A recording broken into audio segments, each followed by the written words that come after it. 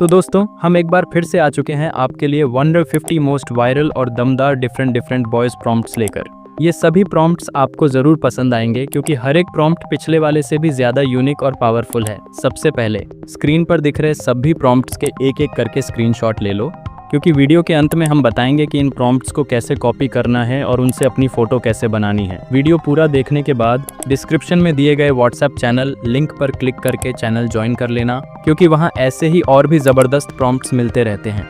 और सबसे अच्छी बात, वहां से आप उन्हें सीधे कॉपी भी कर सकते हैं। लेकिन उससे पहले चैनल को अभी सब्सक्राइब कर लो, क्योंकि यहाँ आपको ऐसे ही इंटरेस्टिंग और क्रिएटिव कंटेंट मिलते रहते हैं। और हाँ, इससे पहले भी हमने कई शानदार प्रॉम्प्ट्स पर वीडियो बनाए हैं, जिनकी प्लेलिस्ट का लिंक डिस्क्रिप्शन में दिया गया है। वहां से जाकर वो सारी वीडियो भी देख लेना।